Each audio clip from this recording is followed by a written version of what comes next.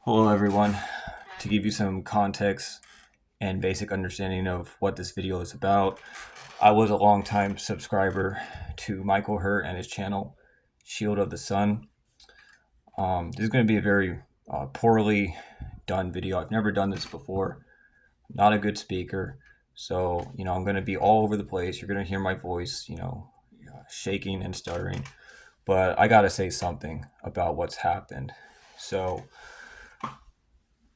until like 7 days ago, I was giving money to this guy, and I sent like $150 to him recently, and then I just found out from someone else that he was living with just how evil and corrupt this guy is, and he's basically continuing to do his videos and say, we're the ones that are evil. Everyone that's saying bad things about me, they're the ones that are doing the bad things. Okay. And I'm still following the channel because I know that there's true believers who are still watching his channel and still sending him money. And from what I understand, he's living with someone who took him in, and supposedly it's in Indiana. Who knows? I don't trust anything this guy says. But someone took him in because he's not capable of paying for any place, no matter how much money he's given. Anyways, so I just want to go over some things that have come from Michael himself. This is on his YouTube page. Okay, this is in the community post. This is not from the supposed Satanist. This is coming from Michael himself.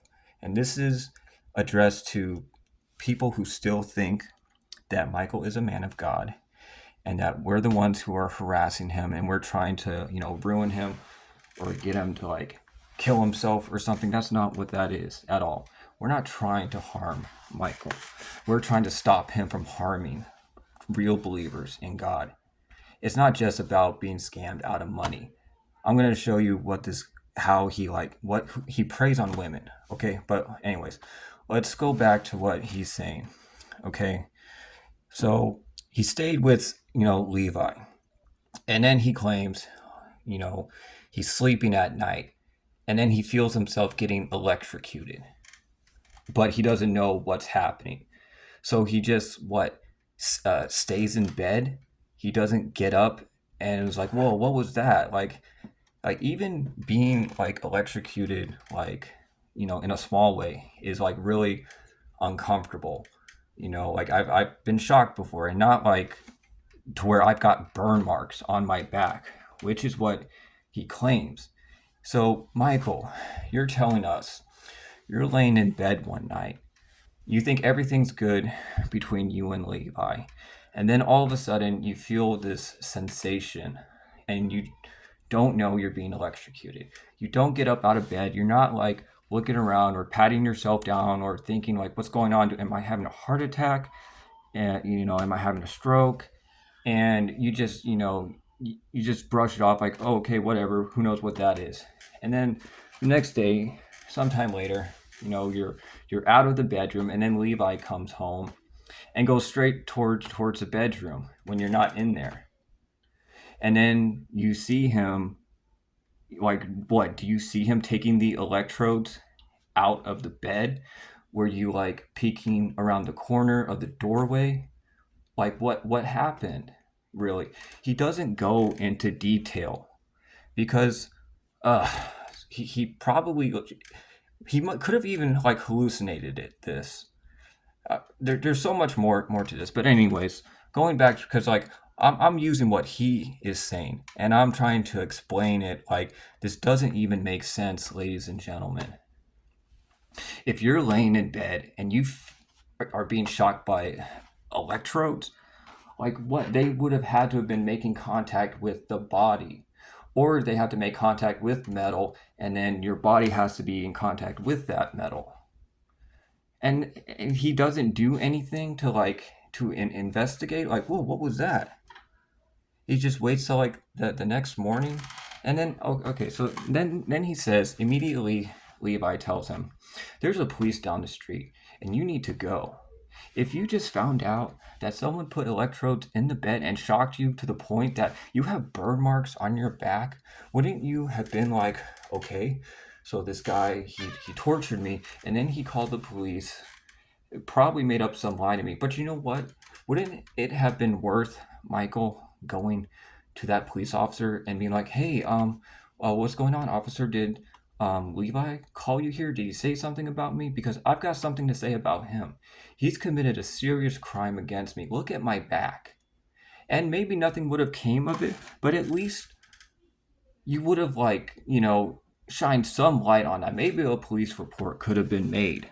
But there is no police report, is there, Michael? You never probably even thought to go to the police about this serious crime being committed against you where you were electrocuted. Then you end up at Nick's, right? So let's talk about what he's saying about Nick. You can read it right here. So he says, let's forget about the witchcraft Facebook. Okay, burning my teeth, which is illegal. Yeah, that is illegal. Dentures cost a lot of money, man, especially in the United States, unless you go down to Mexico. And you get, anyways. So what? How did he get your teeth? Did he assault you? Did he put his hands on you? Did he grab your teeth off the counter when you had them out and then destroy them? Because that's a crime. But he's saying Nick is a child and woman abuser who also might have dead bodies under his home. As he told me himself, he was worried I saw something, which I did not. But now I know what kind of person I was living with. So let's go back to that. So he's saying Nick might have dead bodies under his home because Nick told Michael he was worried he saw something. And Michael says, I didn't see something suspicious. But because Nick went to me and said, hey, Michael, did you see something suspicious or illegal around my place? And Michael's like, what? Oh, no, Nick, I didn't. But now I know you might have dead bodies under your house. And then he says, he makes this, it's so pathetic, Michael, what you say. Also, Nick, if I ever come to Norman again, which I assume is the city, I will be making a police report on these activities and the threats you made against me. Why didn't you do it right then and there? In one of the videos, I think it might be How I Lost Everything, the video is still up there. So you can go back and verify the words that come out of this man. He's saying that Nick approached him the night he got kicked out. Nick came with a gun and threatened him. That's a very serious crime. You can't do that. Even if someone is in your home and you want them to leave, you can't do that. Okay, very serious crime. And he somehow got your dentures. Did you ask for them back? Did he burn them in front of you? So let's see. And he's saying, if I hear any more of this, I will report what I heard from his own mouth. Why didn't you report it right then and there? And in the video, you said, sorry. In the video, you said he approaches you with a gun, threatens you to get out of his home, and he's yelling at you outside of his home. And there was a big scene with the neighbors. They saw it. So that's witnesses, right? They could verify. If you had called the police and been like, look, this guy, well, yeah, I'm homeless. I was invited as his guest, but then he just decided to flip out on me, officer. He approached me with this gun. He made death threats to me. He took my dentures, which I need. Good money was spent on those dentures. And then as I'm leaving the house, he's yelling out after me. The neighbors saw it. Also, he's a violent, angry person. Michael also, I don't know how, I can't remember how he says it, but you can go back where he accuses Nick of running drugs and a prostitution ring out of his home. Those are very serious crimes too. I'm not even going to go into detail of well, Michael, how do you know that? But let's say all of that's true. Let's say everything he's saying about Nick is true. Then Nick is committing so many serious felonies, drug dealing, prostitution, while he's, having shared custody of his 10-year-old son. Michael, I understand sometimes, like sometimes, you got to walk away when you've been wronged. But don't you think, at least for the sake of that child or the community, the neighbors, you should have notified the local authorities right then and there. You should have just been like, whatever happens, I'm going to call 911. I got to shine a light on this evil individual, not just for myself, but for these people.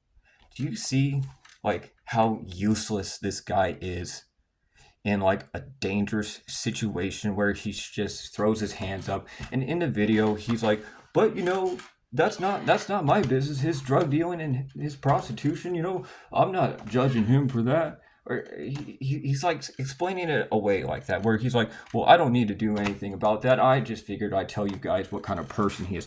Well, what good does that do the people that live around him, or the child that he's has shared custody with? You're saying Nick is an evil person, and you did nothing against him. And you're not going to make a police report. You're all the way, from what you say, in Indiana. What are you going to do? You're going to call them all the way from Indiana and be like, hey, this happened to me. And all this time has passed. You should have done it right then and then, but you didn't. And you know why? Because you're lying.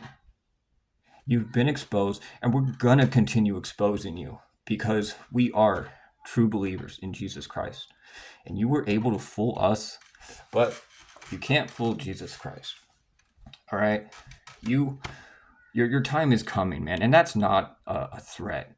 If I saw you in public, I wouldn't put hands on you, because that's really not what Jesus would want us to do. But Jesus also doesn't say, well, just stand by and let, evil just continue on because, hey, man, that's none of my business.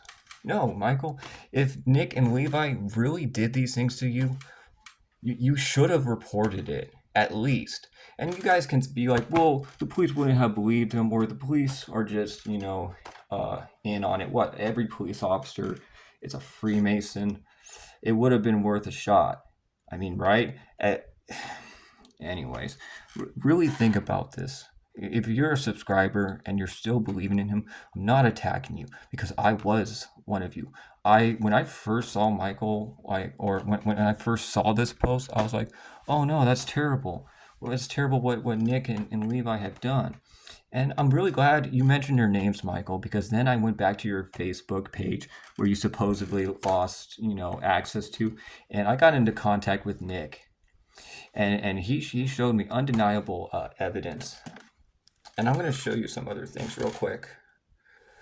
Michael is a dangerous man. He's a predator. He preys on women. Look at what he does. Okay.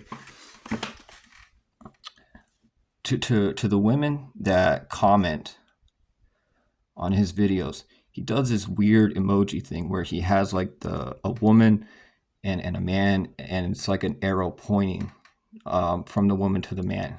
And this is just one example. Look, here's another one.